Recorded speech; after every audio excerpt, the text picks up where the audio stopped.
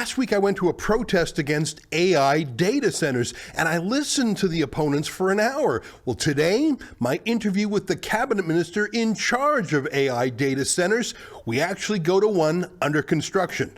Take a look. So if this infrastructure will be built, we should be asking, where should it be built? And I suggest that it should be built in Alberta. Alberta can and should be a cornerstone of North American AI infrastructure.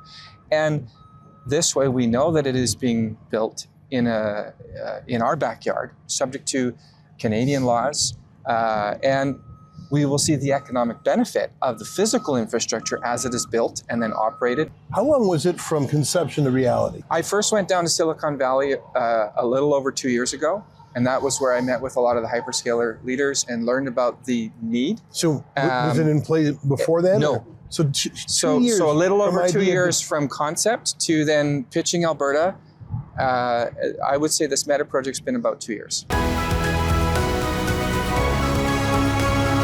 Driving adjacent to the property where the big data center is going to be built.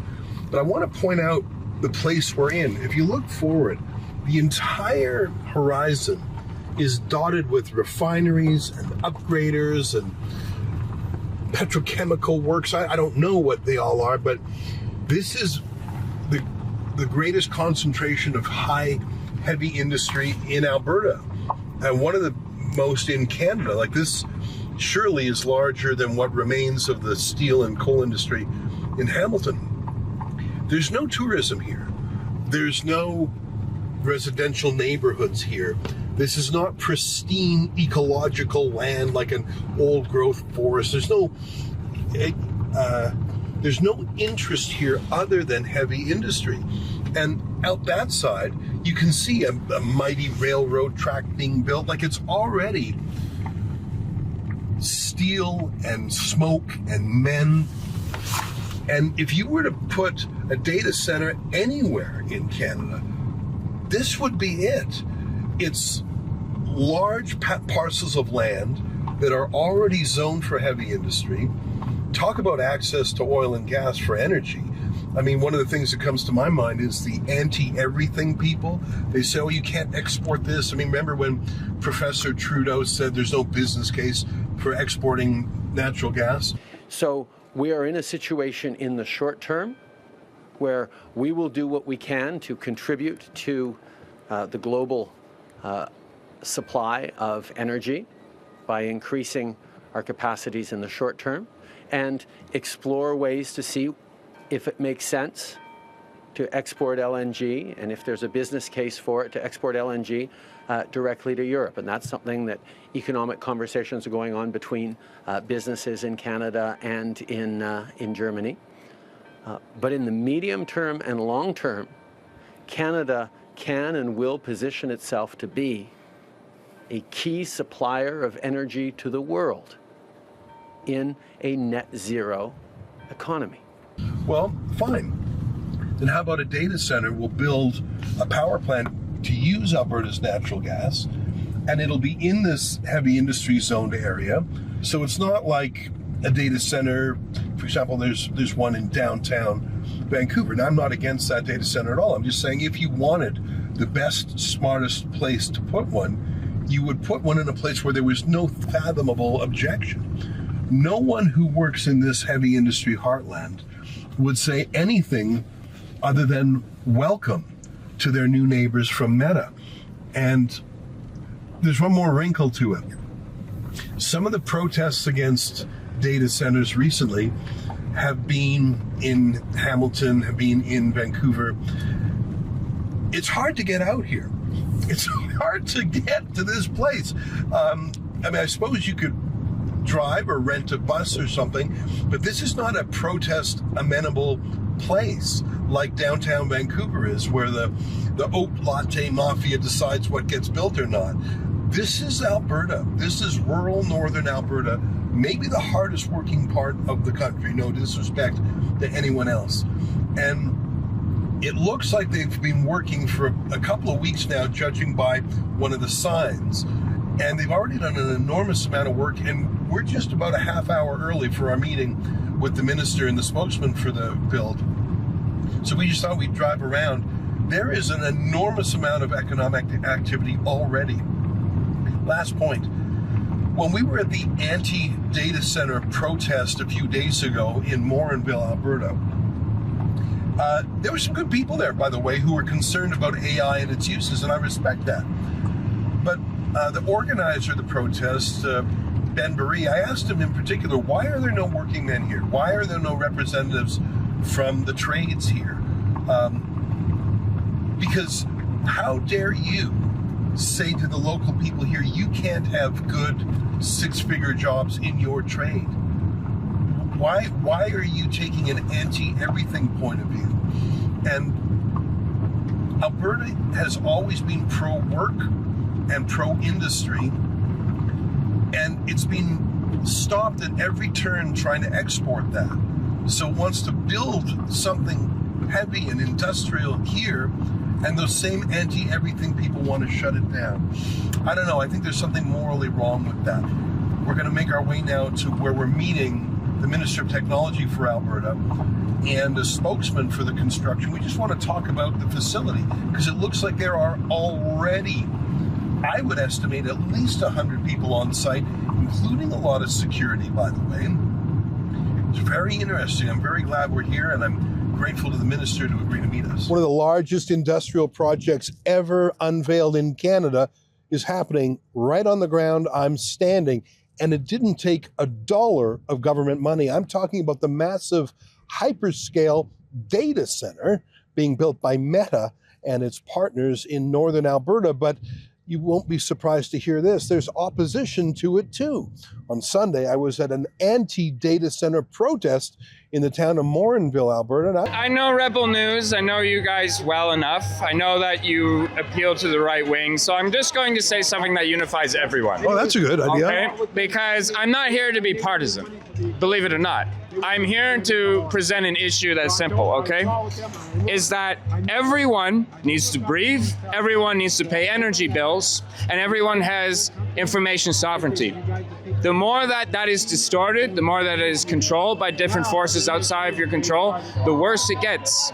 And whether you're right wing or left wing, that is an issue that presents to all of us. I'll leave it at that, sir. Can I ask you this, though? Some would say that AI is here whether you like it or... Well, I certainly listened to the critics and I got their side of the story, but I wanted to learn more about the case for the data center and indeed for AI itself in Alberta and Canada. So what a delight to have with us for the next half hour or so the minister in charge of this file in Alberta who helped shepherd this deal into fruition, Nate Glubish, who is the Minister of Technology and Innovation. Thanks very much for meeting us on the construction site. They've been at it for a couple of weeks now, but you can see there's already hundreds of people working. Yeah, well, thanks for having me, Ezra. Happy to chat. How did this happen? I mean, Facebook and Meta, I think of Silicon Valley, I think of California. How did they choose northern Alberta, of all places, for their data center? I think it's their first one in Canada, isn't it? It is, and Ezra, it didn't happen by accident. A couple of years ago, I was down in Silicon Valley for an AI conference, and I met some of the leaders of these hyperscale companies. And I heard about their plans to build AI infrastructure for the economy of the future. And they were talking about such big numbers of investment and such enormous facilities that they would require. But the single biggest thing they needed, Ezra, was energy. And we know Alberta is an energy superpower. And so I started shopping around the idea with these folks. I said, well, here's what Alberta looks like. Here's our abundance of natural gas. Here's our ability to build big industrial things. Here's our track record. Here's the receipts. And their eyes started to light up and they got very excited. And they admitted they'd never heard of Alberta before. So we got to work explaining to all of the hyperscaler data center teams, this is what Alberta is capable of doing. Come to Alberta, you won't be disappointed. And now fast forward 2 years later, the first major gigawatt scale campus is underway. We're on site here with the Meta site. I believe this will be the first of several, and this is great news for Alberta. I mean, Meta, what used to be called Facebook, really one of the largest companies in the world. It's interesting that a company of that level would have done its due diligence and said, yeah, go to Alberta as opposed to Texas. I mean, I'm sure they have operations in the States too, but I mean, they could have gone near Toronto, or they could have gone near Montreal. UBC even. There's a lot of other places that I would imagine would have been on their list. This particular physical area is an important part of the story, isn't it? It sure is. Tell me about the heavy industrial region we're in. I was driving around earlier and I couldn't even count how many heavy industry refineries and upgraders and petrochemical plants there were. So this fits in a heavy industry site, doesn't it? Well, yeah, it all comes down to location, Ezra, because of course you don't want these things right next door to a residential district. You want to make sure that this is in a place that was always zoned for heavy industry. And so we're in the middle of what's known as the Alberta Industrial Heartland. This is where we have all of our refineries and all of our petrochemical processing plants. This is the same area where Dow's large ethylene cracker is being built, which was one of the largest investments in Alberta before this one. So it just makes sense. We have a track record of building big industrial things. Much of that is built here in the Alberta Industrial Heartland. And so it makes a lot of sense that this is where Meta chose to build this next major campus. When I was at the protest, they were talking about environmental impacts. They were talking about water and air quality and things like that.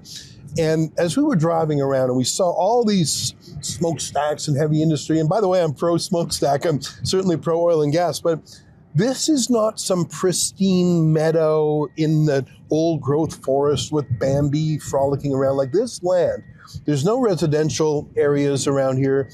There's no tourism here. Like it's pretty, like the fields, but this is not an ecologically critical place. This is made for more refineries. Yeah. And I think just being here, you see that in a way that maybe these downtown Edmonton or downtown Toronto critics, they don't know what they're talking about. Like this, if it's not a Meta data center, it's going to be an oil refinery.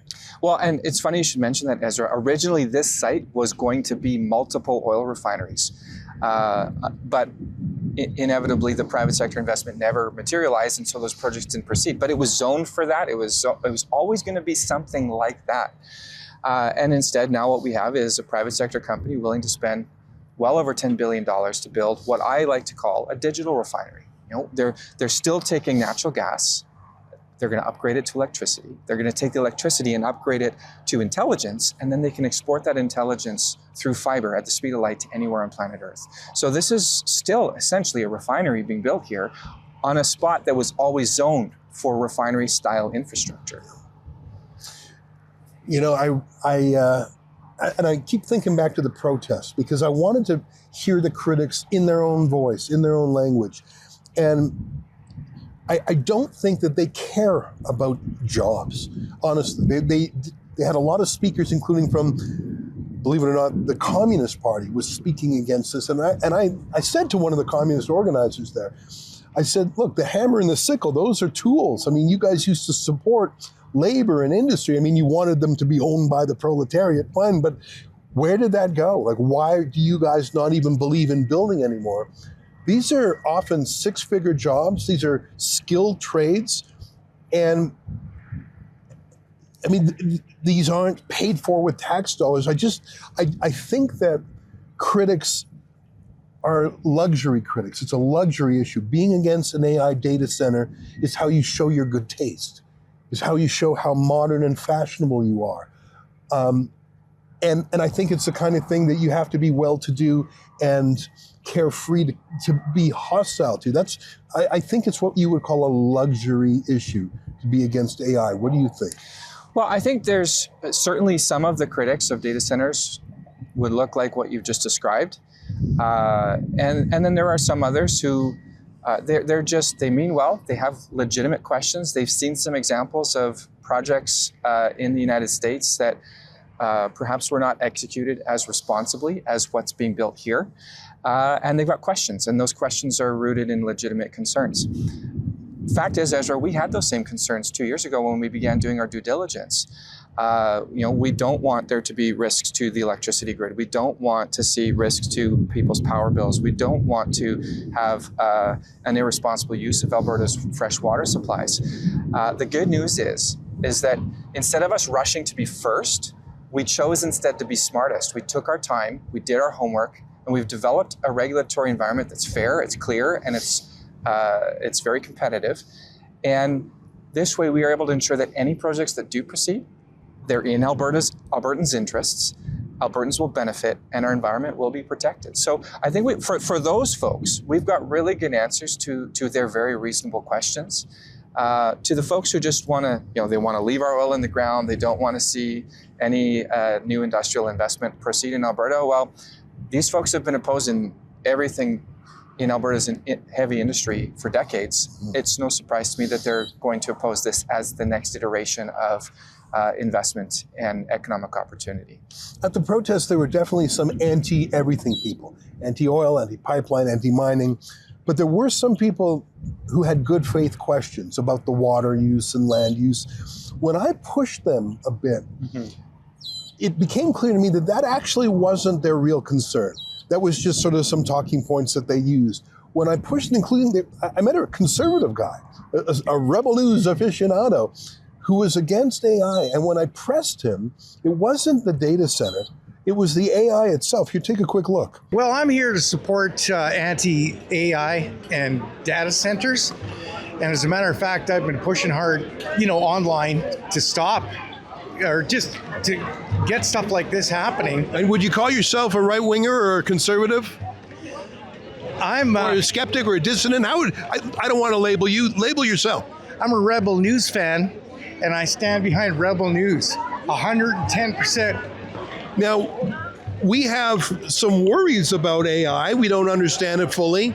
But one of the things that we came here today to investigate was, are these just anti-industry, anti-oil and gas climate activists? Because it sounded a bit like they were grafting on the anti-data center stuff to just anti-energy, anti-development stuff. Does that worry you? I think everyone's really concerned. This is very disturbing. We can see what's happening in the U.S. and it's destruction of society and all the freedoms. So there's a good guy. He probably votes conservative. He's a big supporter of Rebel News. But AI itself makes him nervous. I think he's worried about this future that is unknown to us. It's a new industrial revolution, but will it put others out of work? What do you say to people who are uncomfortable or unfamiliar with AI, which is, I think, most of us, taking it out on the nearest physical thing? So they can't punch back at Mark Zuckerberg in person, but maybe they can oppose this data center as their way of saying, I'm against AI. What would you say? Because I heard a lot of that, actually. What would you say to those people? Well, I would say, look, I understand that concern. I understand fear of the unknown. And when we talk about AI, a lot of folks haven't firsthand experienced how AI can make their life better, how it can make them more productive, how it can help them to earn more money, how it can take them to a more productive state. And so if you haven't experienced that firsthand, I can understand some of the hesitation. And when I talk to folks like that, I like to tell them a story about something that we've experienced inside the government of Alberta. Our goal is to become the most innovative jurisdiction in North America, the most AI native public service. And so we've invested heavily into training our personnel to say, we want to equip you with the tools and the techniques and the training to be able to use AI. And so one of my employees, his name is Harish. He's not a senior executive. He's a business analyst who specializes in contracts, and he specializes in our enterprise resource planning system. And he finished our training, and then he went back to his day job with us. And he was looking at his to-do list, Ezra, and the biggest thing on his to-do list was he needed to port 1,500 contracts into the ERP system. Now, these contracts were 300-400 pages long, highly technical, and he was going to have to map it line by line manually and then input that data into the system. This was going to take him 15 months of full-time work. Now, this was going to be mind-numbing, tedious work. He wasn't very excited about it. But he said, you know what? I have the tools. There's a better way. So he decided to build an enterprise-grade application following all of our standards, using all of our tools. And once he had done that and checked it with our cybersecurity division to make sure everything passed our tests, he turned it on, and within 2 minutes, he had completed that entire 15-month exercise. 2 minutes, and it cost $1.12 of AI resources. This is the power of AI. And so, do you think that Harris is any less valuable to the government because he just automated 15 months of work? Absolutely not. He's more valuable to us now than ever. And he's having more fun. He's enjoying his job more. He's feeling more fulfilled because he can see that impact. Yeah. So our goal is to say, hey, how do we equip people like Harris all across the government of Alberta to be able to accomplish similar things every single day so that they're more fulfilled, so that they have more fun, so that they enjoy their job, so that they can eliminate the tedious, mundane parts of their job and instead focus on how do I do things that previously I wish I could do, but before were impossible. With AI, we can do what was impossible. Now today it is possible. And so my message to folks is, you can do this too. And we can help show you how. We can share our training, share our techniques, and we can lead by example. I think with AI, there's something else also. And my colleague Sheila Gunn-Reid says it's sort of like the space race during the Cold War. The Soviet Union and the United States were in a race to who could be in space first, who could land on the moon first. And it wasn't, should someone land on the moon? It was, who was going to get there first, the Soviets or America? And I think her point is, China is moving so fast with AI, and they don't have democratic processes and environmental processes. Chinese AI is quite far advanced. And I think one of the questions for data centers and for AI is not, will it be here? It's, will it be run by China, or will it be run by the West, hopefully with some spirit of freedom and truth in it? And I think that's sort of hard to wrap your head around, but I just don't think the genie can be put back in the bottle. So can we get work out of it? Can we have an AI that we can maybe regulate and temper so it's not doing evil? What do you think of that response? Yeah, I think it's a fair point. AI infrastructure will be built. The question is where, and the question is who will be in charge of it. And my position is that we should want the West and nations who are friendly to the West to be the ones who are leading that charge, to be the ones who have the most sophisticated technology, the most sophisticated capabilities, and we should ensure that that is subject to Western laws and Western rules, where we actually value the rule of law and we value freedom and we value a free market. And truth, Like that's what scares me about AI, is that what if AI were owned by the Communist Party of China? I mean, I would be afraid of that. I think these are reasonable things that folks should be thinking about in the big picture of AI. So if this infrastructure will be built, we should be asking, where should it be built? And I suggest that it should be built in Alberta. Alberta can and should be a cornerstone of North American AI infrastructure. And this way we know that it is being built in our backyard, subject to Canadian laws, and we will see the economic benefit of the physical infrastructure as it is built and then operated and then maintained. But then that also will create a ripple effect in our economy in terms of the overall supply chain, in terms of local tech companies and researchers being able to use AI infrastructure that is based here, and they can build the next generation of AI technologies. This is how we ensure that Albertans will be significant beneficiaries of an AI-based economy. I want to talk a little bit more about that in a moment, but first, I think I skipped over the details about the things we mentioned before, the water, the air. I mentioned that this is a heavy industry place. That's not code for so it's okay to pollute. It's another way of saying this fits right in, this is not anomalous, this is probably the best place to put it. But what are some of the rules? Like a lot of the people I met at the protest, they would say, well, what about the air and what about water use? And I of course, don't speak for Met. I didn't have all those facts at my fingertips. Do you want to tell me, and through me to our viewers, what are the rules of thumb, not just for this, but for future data centers too? Because I wouldn't be surprised if people say, oh, well, Meta has decided Alberta's the right place. They're pretty savvy operators. Let's join them. And it wouldn't be a surprise to me if within 10 years there was a bunch of these. So what are your rules? Water, power, emissions, stuff like that. Yeah, so let's start with water. First of all, you can't just show up in Alberta and just start pulling water from the ground or pulling water from a river. You have to get approvals to do that. We have a very strict water licensing act that governs how you can do that. And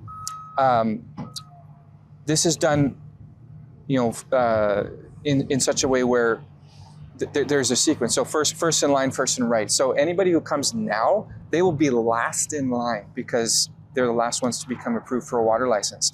And that means that in a period of scarce water, if there's a drought, they're the first ones to be turned off. They're the first ones to be curtailed. So, a project like Meta's, if they were using lots of water, it would never compromise households' access to water. You're saying in a crisis. those who were here already would get priority right if there was a shortage. That's the way Alberta's laws work today and always have worked. Now, I'd never thought of Alberta having a shortage. There's the odd drought here and there, but I always thought Alberta had a lot of fresh water. Well, and Alberta does. I mean, it's different. Northern Alberta has more water than Southern Alberta, so this is an important distinction. But the most important thing to take away is Alberta has always had very strict water rules, and household water is never curtailed. It would be the last license to be issued. That's the first license to be curtailed in a period of scarcity. Farther north you go, the probability of scarcity of water is much lower. And it's cooler also, so you don't need as much to keep the computers cool. Yeah. Well, we'll come back to that in a second. That's a really important point. But I think that the most important part about water is that we have really strict rules that ensure that no project will move forward unless it meets our strict water rules and regulations. And in a period of scarcity, Albertans will be protected. We have made sure of that. But I'd love to also just talk about the water use itself. So when people come to me and they say, I have concerns about water use in data centers, and I ask them, well, tell me a bit about what causes you to have that concern. And they tell me stories about some of these examples of data centers in the US that were built really quick, without a lot of due diligence, without a lot of planning. And a lot of them use evaporative water cooling systems where they're literally pouring fresh water over the heat exchangers and evaporating that water to dissipate the heat. Modern data center architecture isn't built that way anymore. It can't be, because these things are so sophisticated and they run so hot that would be so inefficient of a way to cool it. Instead, they use closed loop liquid cooling systems, and that's what the Meta project is going to use. And it runs kind of like a radiator, where you fill the system once with a liquid compound and you circulate it through the system to pull the heat out of the data center. It's like a heat pump. I mean, I'm not an expert in heat pumps. We don't really use heat pumps in Alberta. But essentially, it's like a radiator. You're running the liquid through the system, pulling the heat out of the hottest sections of the data center, and then taking it to the heat exchangers. And because of our cold weather climate in Alberta, we can benefit from a far more efficient dissipation method to get that heat out of the system. And you don't need to consume a single drop of water in the cooling infrastructure. So as a result, Meta's campus here in Sturgeon County is actually going to use less water than the average golf course. Now, Sturgeon County has over a dozen golf courses. Nobody's protested a golf course. It's very reasonable to say an industrial site of this scale and magnitude using the same amount of water as a golf course, I mean, that checks. That seems very reasonable and very manageable from a resource management perspective. I saw a stat, maybe you can correct me if I'm wrong, that if this land was actually used to, say, grow canola, a great Canadian crop, that would use more water than the data center. Have you seen that stat anywhere? I don't have that number at my fingertips, but I think it is an important comparison to say is how much water would be used for other applications. Yeah. And the fact is, this project is using a very small amount of water compared to what folks think of when they think of a data center, because they were looking at examples in the US that used way more. The good news is in Alberta, following our rules, following our regulatory environment, using state-of-the-art technology, we can develop large gigawatt-scale campuses with a very small water footprint. Now, we talked about water. I think the big thing for these data centers is energy. You mentioned that before. And Alberta is energy. And a lot of these critics, I see a lot of the same people who were AI critics, who were environmental critics, anti-oil critics. And I mean, I remember Justin Trudeau saying there's no business case to export natural gas, which is crazy. But to me, it's almost like, fine. If you won't, if that's your take, we'll let Alberta use the natural gas itself to build natural gas, clean burning power plants. We don't have to export the natural gas if we use it right here for clean energy sources for these data centers. And that's sort of a rule in Alberta, bring your own power, right? Tell me about that.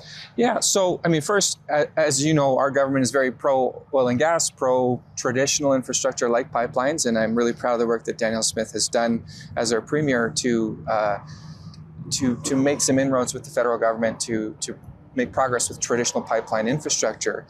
But while that's happening, in addition to that, these data centers are an opportunity for us to develop a global demand for our gas without having to worry about whether we have enough capacity to export that.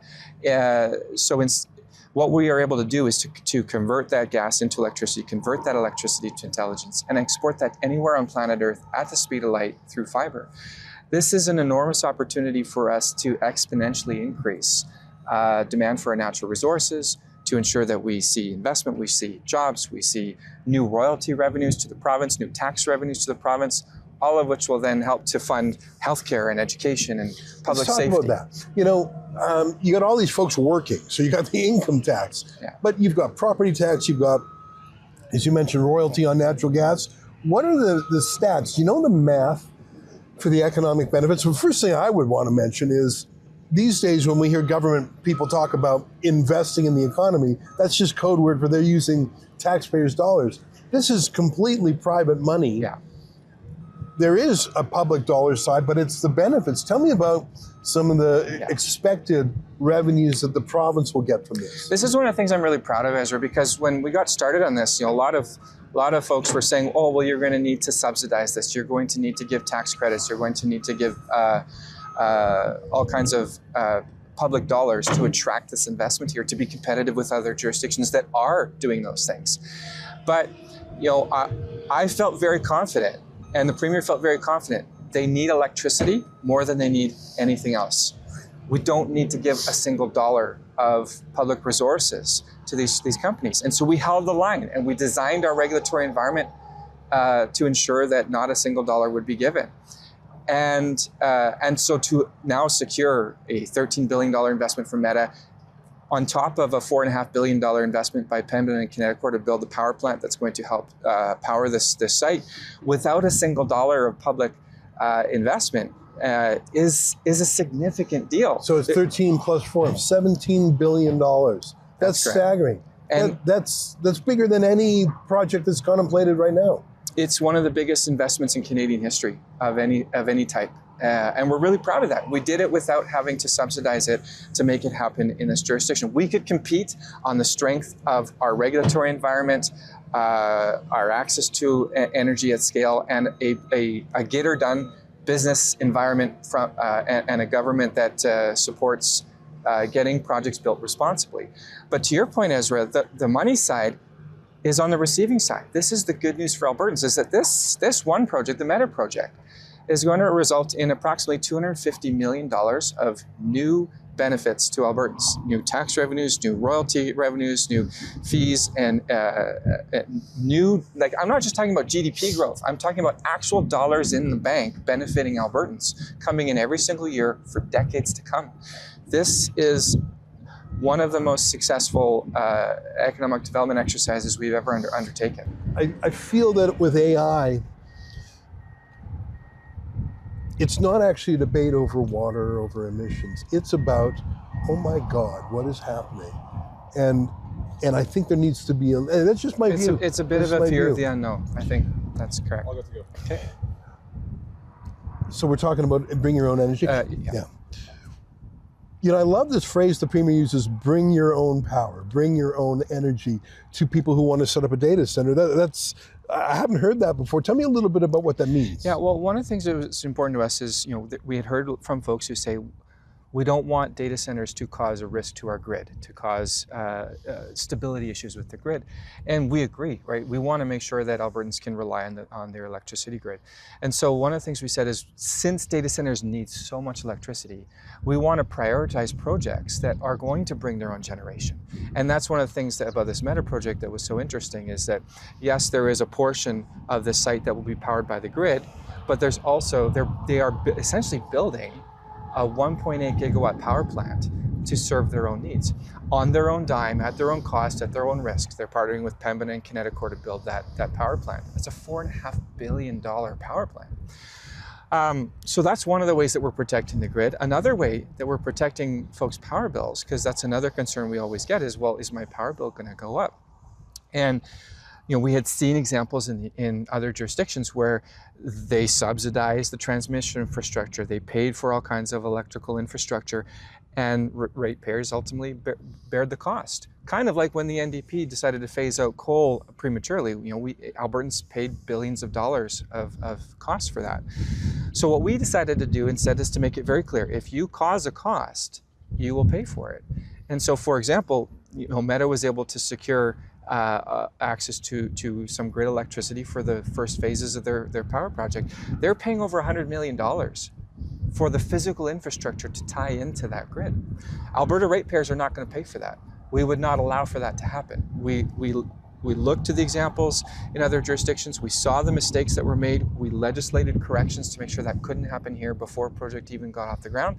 And as a result, Meta is going to be paying 100% of the infrastructure costs to be able to operate here and to essentially bring their own generation and to pay their own way for whatever grid electricity they have access to. So we've got very strict controls in there to protect grid stability and affordability. And we're really proud of that diligence we put in. The final piece I'd put into Ezra is just the last little piece about the Meta deal that I think is really interesting. Because they will be using a portion of the grid, they are going to be one of the largest ratepayers for transmission fees in the entire province.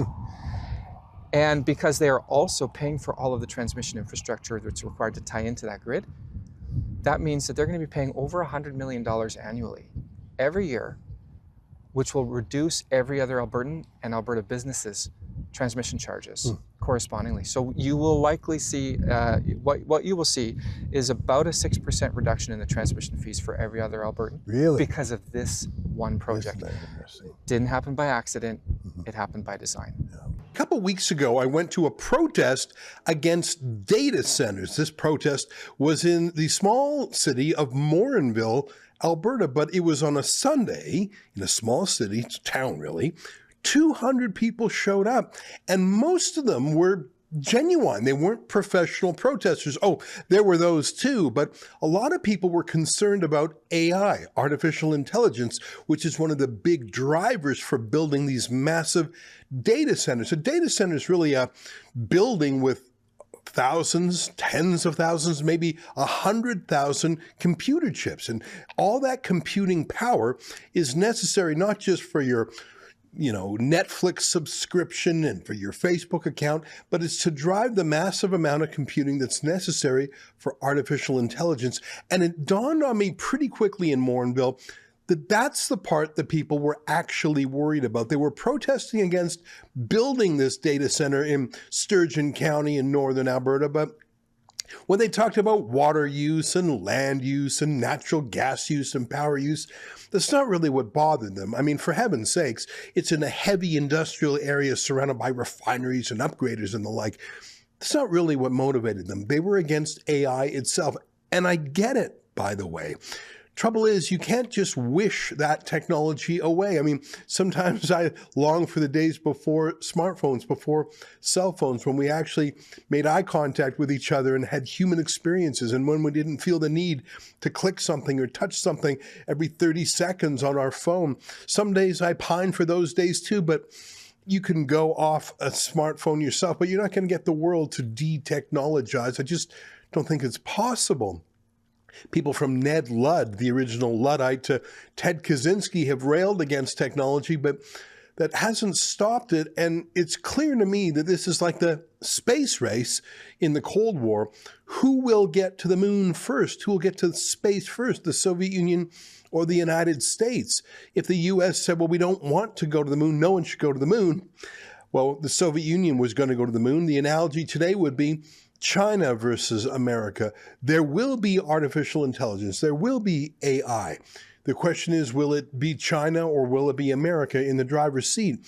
There are reasons to worry about AI for sure. But I'll tell you one thing, at least an American AI that's subject to the rule of law and hopefully some rules about freedom and truth will be vastly superior to a People's Liberation Army weaponized AI. None of that has anything to do with should there be the construction of a computer center in northern Alberta. Anyways, Morinville, 200 people were worried about it. So I got their point of view, the anti-point of view, those who are against it. But I thought it would be good to talk to the man himself, largely responsible for arranging things from a regulatory point of view. It's a data center owned by Meta, which is the new name of Facebook, a $13 billion investment.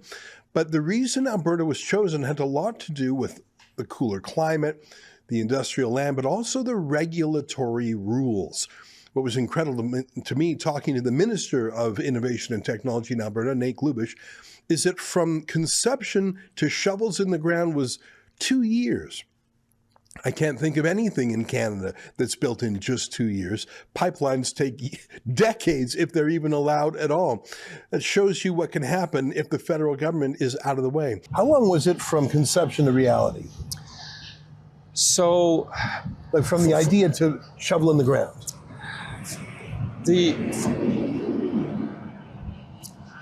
I first went down to Silicon Valley a little over 2 years ago, and that was where I met with a lot of the hyperscaler leaders and learned about the need. So was it in play before then? No. So two years. So a little over 2 years from concept to then pitching Alberta. I would say this Meta project's been about 2 years. You know, nothing moves that fast in government. Well, like I said, we're really proud of what we've accomplished here, and it didn't happen by accident. It happened by design. Now, when I think of the center of gravity of tech, I think Silicon Valley. I also think, okay, maybe Texas and SpaceX and stuff. Northern Alberta is not what pops to mind. But if Meta comes, and if it's successful, and if the regulatory lay of the land is the same for others, you could have, I mean, there are would you say it's a plan or a strategy to attract other data centers in the area? So when we first launched our AI data center attraction strategy at the end of 2024, I set out our ambition was to attract $100 billion of data center investment within 5 years. People thought I was crazy. Yeah. But I think now you're seeing with a single project, you've got almost a little over $17 billion when you include the power generation and the data center from one project. All of a sudden, it doesn't seem so crazy. And I believe this was the first. I believe it will be the first of several. And what we're hoping to be able to deliver for Albertans is a significant economic diversification exercise. This is an opportunity for us to build on our strengths in oil and gas, but expand into tech. We have a super strong tech sector. We've been leaders in AI research for over 20 years. We are now leaders in public sector AI adoption.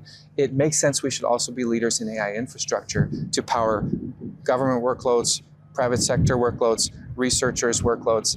We can and should do that here. And if we do it right, we can protect Albertans from some of the mistakes that happened in other jurisdictions who rushed there without doing their due diligence, but we can also ensure that Albertans will see significant financial benefit. Are there other companies that you're working with, even if you can't name them?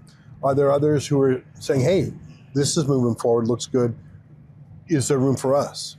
We're in talks with many different companies who see what Alberta has to offer, and they acknowledge like Alberta is a special place. We have what the world needs. And we know how to get, they see our track record of being able to build big industrial things. They see what we've done with the oil sands and the traditional oil and gas industry. They see what we've been able to do with Dow and other petrochemical facilities. And they see what we've now done with this Meta project. And they realize, hey, there's something special about Alberta, and it would be irresponsible of us not to spend some time up here and see if there's a fit for us. You know, there was one more objection that I heard at the protest, and I want to put it to you. It was people saying there was no consultation. Here, let me show you someone telling me that the other day. There's a lot of people who are going to get jobs building this thing. And if we don't build it here, like you say, it'll go up in some place in the States or heck, in China.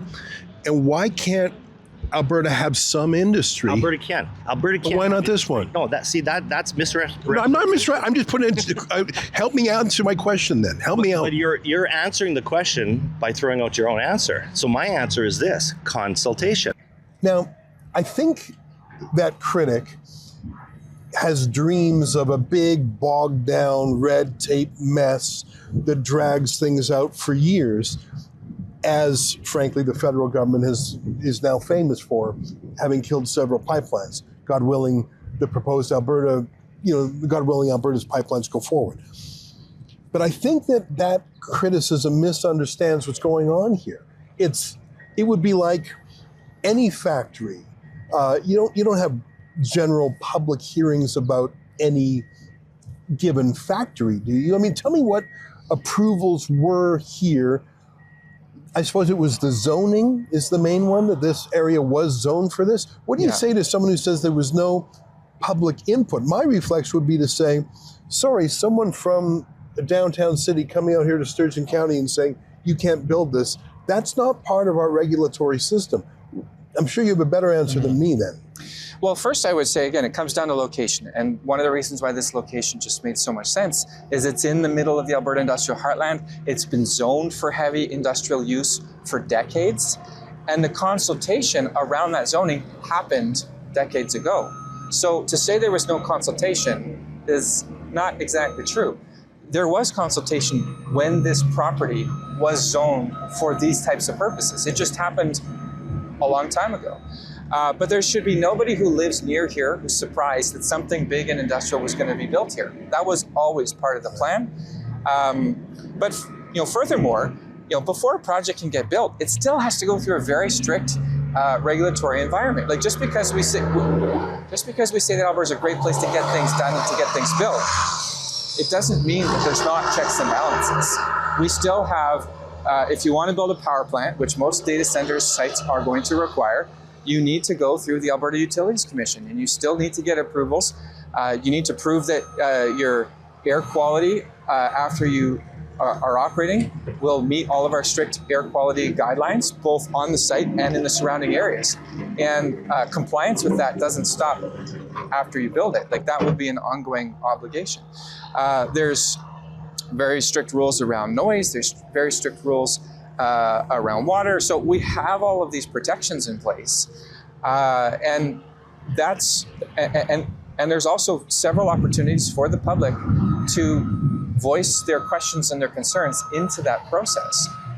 So all of those processes have been followed, and our commitment to Albertans is no project will move forward in Alberta unless they follow our environmental guidelines. I want to put one last thing to you, and I really appreciate you taking so much time. And it's sort of noisy in the background here, but that's the sound of men and women working, by the way. It's the sound of progress. One of the things that, and I'm referring to this protest, just it was such an eye-opener to me of what people feel about these data centers is sometimes code for other things. And one of the things I saw was they were demonizing CEOs of tech companies. They had a picture of Peter Thiel, a picture of Mark Zuckerberg, a picture of Elon Musk with demonic eyes, and like there was a real, like you say, it was a personification of anyone's feelings about a billionaire or a trillionaire. This is the way to punch back. And in truth, a lot of those tech leaders are a little quirky. I mean, I guess you gotta be to be a visionary and a builder like some of these. And they've been in the public eye for so long. There's a saying, friends come and go, but enemies accumulate.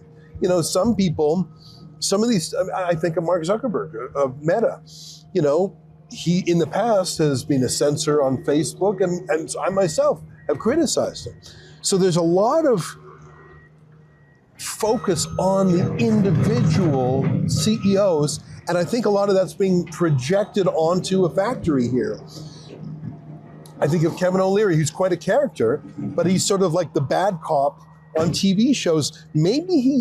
Is there a way for data centers to have, I don't know, a different association with different people, with different stories? Because I think that some jealousy of tech CEOs and antipathy towards them.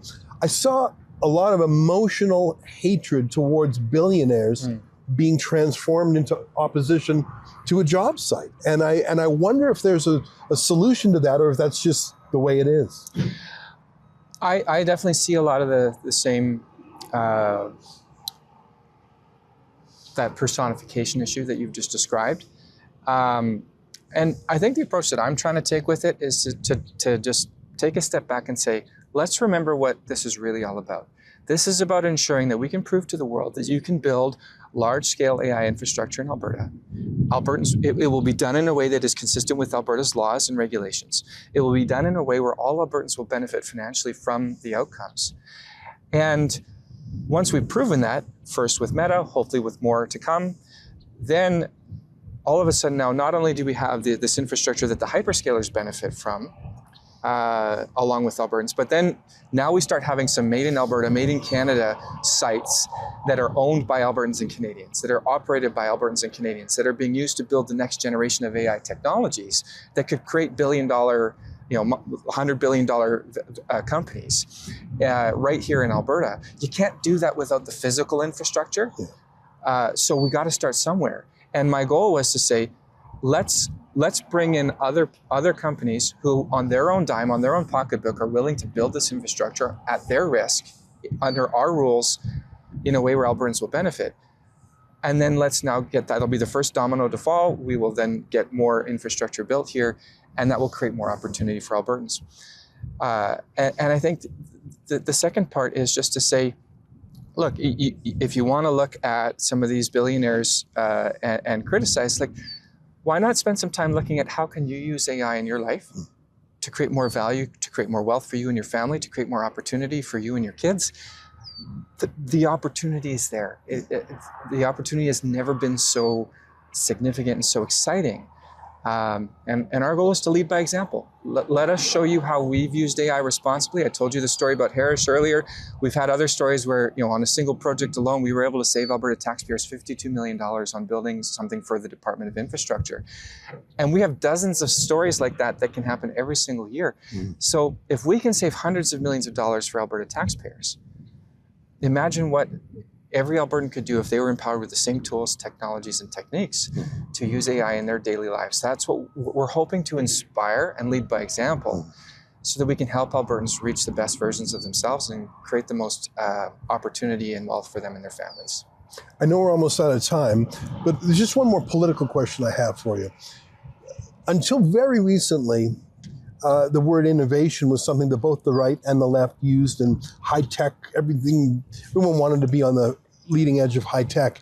But it feels like in the last couple of years, for certain parts of the left, they've flipped against data centers and AI, even though that's obviously the center of gravity that's where all the energy is on technology. You see Bernie Sanders, the governor of New York, Kathy Hochul, has put a moratorium on. In this country, you see Wab Kinew, the premier of Manitoba, just pulled a plug on a data center, and just totally surprised the company. You have the leader of the NDP here in Alberta, Naheed Nenshi, who used to be an innovator guy himself. Now he's like a Luddite. Why have all the leaders of the hard left suddenly gone absolutely hard line on this? It's almost like they did it all together.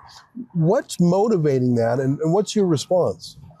Well, I can't really put myself in the shoes of the leaders of the left. I don't understand how they think. But if I had to guess, I think they don't like the tech companies. They don't like the tech billionaires. Like you've mentioned, some of the frustrations that have come from that you've heard from some of the protesters. They see some of the criticisms of data centers, and instead of being willing to do the hard work, to understand the issues, to do the due diligence, and to say, is there a responsible way to do this? Is there a better way to do this? Instead, they just say, this is bad, we don't want to do it. And then they choose to fight against it for cheap political points. We, on the other hand, we're willing to roll up our sleeves, do the homework, do the due diligence, spend the time to say, hey, we see the opportunity. If we get this right, Albertans will see enormous benefit. Therefore, it's on us to figure out a way to do this right. And so we put the time in, we did the work, we've developed a regulatory environment that makes sense and that finds that balance between protecting the environment, protecting Albertans' interests, ensuring that Albertans will benefit, while still making sure that Alberta is a place where we can build big things. We can dream big and make those dreams happen. That's what our Conservative government here in Alberta is all about. We want to create opportunity. We want to ensure that Albertans will benefit from these types of investments. And we've created an environment that will protect that. Yeah. My favorite part is that there's no taxpayers' dollars involved. And then it was from conception to shovels in the ground in 2 years. That's just so un-Canadian. I mean, I don't remember the last time that's happened. So I'm excited about it. I'm going to keep following this. This is very interesting. And one of the interesting things to me is that it's a brave new world. And people are afraid of that world. I think there's some reason to be afraid of it. But they're taking it out on concrete, real things like jobs and factories. And to me, that's the worst of all outcomes. And I don't know, I think part of it is an explaining job and a respecting people who are afraid. To me, it frankly came down to that rebel supporter, that conservative guy. And I thought, why on earth would a conservative oppose this? But he gave me his reasons. And I think people need some help in processing in their brains this change and what it means for them. And so I think it's going to be a long battle, and statistics and numbers are part of it for sure. But I think people need an aesthetic and an emotional answer for why they don't have to be afraid. And that's something I think both industry and government are going to have to work on for a long time. And frankly, it's something I was puzzled at that protest, because there were bad actors there, but there were also real people who were scared. I guess maybe give us one closing line. Put aside the stats and the talking points. If there was someone here who said, I'm worried about losing my work to tech. I'm worried that I would have been the guy spending 15 months on that project. Mm-hmm. I'm worried that someone is stealing my stuff. Like we had people at the protest say, my book was stolen by AI. My personality was stolen. Like, what? Give me an emotional answer to someone who's actually scared, not faking it, and not just using it for a political weapon. Give me one last word for them. Yeah. Well, I would just say, look, AI is a tool, and like any other tool, it can be used responsibly and for good, and it can be used for bad. That doesn't mean the tool itself is bad. It means that we need to understand it, and we need to ensure that we use it the right way. My goal is, as the government of Alberta, to show what that right way looks like, and to say, here's what responsible use of AI looks like and how it can benefit all Albertans. And we've been able to do that to save hundreds of millions of dollars for Alberta taxpayers. And then to say, how can we help equip you with those same opportunities? We've published our Alberta AI Academy that we use to train people like Harish in our own team. And we've said, we're giving that away for free to Albertans, Canadians, and the whole world. Because we want to say, if we can do it, you can do it too, and we can show you how. And we've also published a series of white papers to say, this is our roadmap on how we use AI as an organization. We've shared all of our code, our AI agents, all of the technology that we built in order to build build enterprise-grade applications with AI. And we've given that away for free to the entire world to use. So there's never been a better time to learn how to use these tools. And so what I would say to those folks who are concerned is to say, let us help you discover what's possible. Hopefully we can inspire you with some real world examples of what we've been able to do and set you on a path where you have the tools you need to accomplish similar scale outcomes for you and for your family, for your kids, whether it be in your personal life, whether it be in your professional life, if you're in a business or whether you work for somebody. Let us help you make more money. Let us help you create more value. Let us help you become more fulfilled. AI has the capability as a tool used responsibly, wielded the right way to do all of those things. You're right to have some concerns. We're working hard to show that this is the right way to use it. And when there are examples of abuses of AI, we will step in to regulate. And one example of that is in the use of deepfake technology, especially in the application of intimate images and video, which is an absolutely despicable use of AI technology. We are going to be bringing forward legislation this fall to make that against the law and to punish those folks who use AI in that irresponsible way. So AI has the power to do enormously powerful things that will make folks' lives so much better. We're going to give them the tools and the technology and the training to do that. And when there are abuses, we'll make sure that we step in to protect Albertans' interests. Minister, I can't thank you enough. You spent so much time with us today, and my mind is buzzing with the things you said and the things I've seen. And I think this is going to be an important issue in the years ahead. And I do hope that this is the first of many. But I also hope that we can address the real, genuine fear that I sense out there. Not the bad faith actors, not the anti-everythings, not the people who would rather have this built in China rather than here. What do we do about real Canadians who are just worried that, in the words of Yuval Harari, they'll be turned into useless eaters? I can't stop thinking about that terrible phrase. We see the creation of a new massive class of useless people.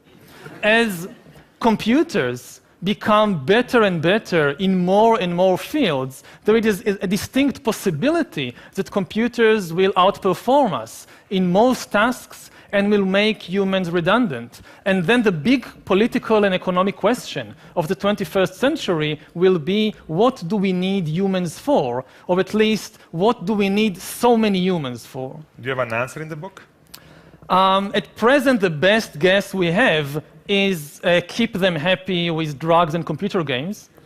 But this doesn't sound like a very appealing future. How do people find meaning and purpose in a world where a lot of what they used to do is done elsewhere? These are things to think about, and I appreciate you being part of the conversation. And my favorite part today was seeing all these working men and women. And I defy any anti-AI activist to come and look them in the eye and say, you can't build this factory because I would rather have it out of sight and out of mind. Mm-hmm. And, very interesting day. Thank you so much. Thanks for having me, Ezra. Right on. Yeah. There he is, Nate Glubish, the Minister of Technology and Innovation. I'm standing at the southeast corner of the parcel of land that's going to host the Meta data center. It's a really big piece of land. But as you can see, it's not particularly interesting. It's not like an old growth forest or a pristine mountain glade. It's just a rough field. It's really boggy. There's no residential areas around here. There's no tourism. This is what it is going to be used for, some heavy industry. And I say that by looking just across the road at this enormous facility. This is a terminal for oil tankers. These are, because pipelines have been stymied, well, they built a moving pipeline that you see every day across the prairies, which are endless long trains with oil and other products from oil that are shipped out of Alberta. And this terminal is where a lot of it gets done. But even in the further distance, you can see upgraders and petrochemical plants and refineries. And it's sort of an amazing vista. I really don't know any other place in Canada that would be built up like this. And every one of the jobs here, and there are thousands, is a skilled trade. And I don't know what every job earns, but a lot of these higher end skilled trades are making $250,000 a year. And this Meta data center will probably not be as intensive an employer as, say, this rail terminal, but you never know. And I love it for that reason alone. I love it that Alberta can build a massive industrial complex without having to beg for permission from Ottawa, without having to pay some shakedown to British Columbia's NDP leader, without having to sit before some kangaroo court regulator only to have the terms ripped up, as happened to so many pipelines. I also love the data centers precisely because they do use energy. One of the complaints of the antis is that they use energy. Yeah, energy made in Alberta. And I remember when Justin Trudeau said there was no business case for exporting liquefied natural gas, LNG. What a ridiculous and stupid thing to say. But he managed to block exports in different ways for years. Well, now there's a way for Alberta to sell that natural gas to customers right here. If Trudeau wouldn't let us sell to Germany and Japan and Ukraine and Korea, well, fine, we'll sell to companies right here and use it right here. I think that's a wonderful answer. You know, when I was at the anti-data center protest a week ago, I asked the organizer, why aren't there any working men here? Why aren't there any tradesmen? Why aren't there any labor councils? Well, it's sort of obvious why. Because working people love this project. This is how Alberta does it. This is how Alberta has the highest standard of living of the country. And the NDP, which used to be a workers' party, and even the Revolutionary Communist Party, which was at the protest, their symbol, the hammer and sickle, they don't believe in those anymore. They don't actually believe in work anymore. I want to say that the problem I had with that protest was not their arguments against the data center, which were clearly fabricated. I mean, there's no genuine reason to oppose the data center for any environmental reason. It is a lighter touch than, frankly, a lot of these heavy industries around here. It really is going to be a delightful neighbor to the other industries around here. The only thing I had a tough time arguing and rebutting at this anti-data center rally was AI itself and what it means to people who will be left behind.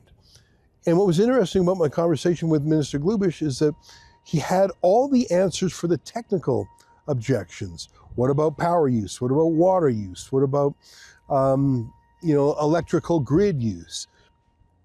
But there's an aesthetic, emotional part to this debate that no one has yet answered. I mean, I personally admire the technology and the tech CEOs, some more than others. But not everyone shares that view. A lot of people are afraid that they will be left behind. And that's not a problem that can be fixed or not fixed here in Sturgeon County in Alberta. Whether or not this data center goes or not is not going to solve those existential angst questions. What's my purpose in life? Will I have a job? What does it even mean to have a job when AI can do humans' work better and faster than us? Those are all very challenging questions that probably have a spiritual component to them, by the way.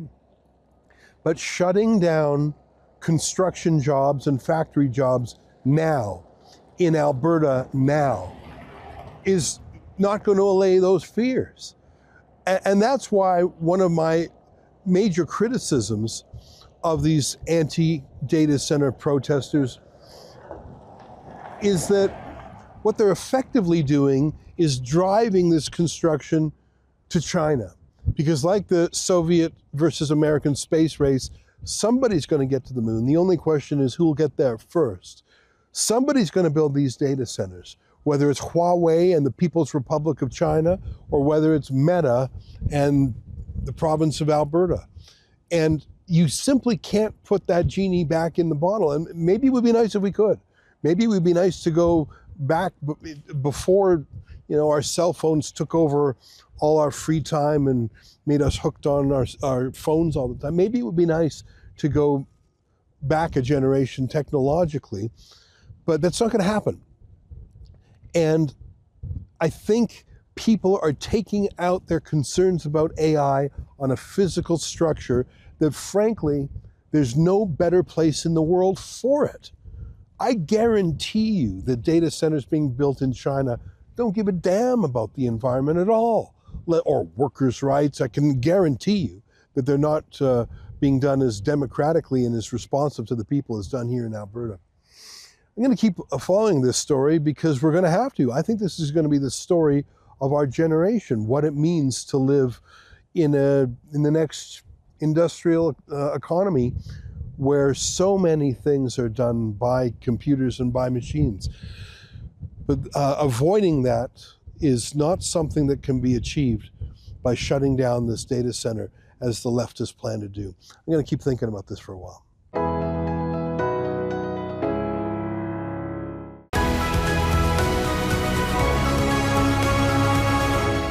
Well, what do you think about that? I mean, I'll be candid with you. I think that proponents of data centers have to answer for AI itself. Not that they morally have to, well, maybe a little bit, but politically, that's the front line in the battle. People are not actually worried about the land use here or the water use, as the minister pointed out. It's about the same as a golf course, and there's a dozen golf courses in the county. People are worried about AI itself and what it means. And you heard that creepy guy there, Yuval Harari, talking about useless eaters, that people will just be on drugs and playing video games because AI will replace people. That's what people are terrified by. And I think a positive, hopeful vision is required to rebut that. I don't know. It's very interesting days. Well, I'd like your thoughts on it. Here's some emails about my story about the Edmonton police and their crazy censorship, their policing of non-crime hate incidents. Cheryl Semrau says the mayor and city council were upset that Chief of Police Reichel went to Israel. Now I know the mayor and city council are anti-Semitic. This is in Edmonton. Well, that's another controversy, that the police chief went to Israel to study policing. Police chiefs visit other countries to compare notes all the time. Frankly, the amount of pro-Hamas activity in Canada, I think we need to consult with experts on fighting terrorism. John Hunter said, in a free society, the ability to hate is guaranteed. The ability to act on hate is different. I think that's such an important point. People who say anti-hate or abolish hate, you cannot pass a law that changes someone's heart. And by the way, if you think you've convinced them to stop feeling certain ways, all you've done is stop them from saying how they feel. You probably made the problem worse. As I always say, hate comes from a grievance, real or perceived. And if you tell people they're not allowed to have a reaction to that grievance, they're not allowed to feel a certain way, they're just going to feel it even more, because it's going to actually prove to them that they were right. The way is to air these things. I think that freedom of speech is a safety valve. If you look around the world, the places with the most violence are the places with the least safety valves of freedom of speech. I think that freedom of speech is a core value. It's being challenged, though, because we're bringing in people by the million who neither believe in free speech nor our liberal values. We're in tough days, aren't we? That's our show for the day. Until tomorrow, on behalf of all of us here at Rebel World Headquarters, to you at home, good night, and keep fighting for freedom.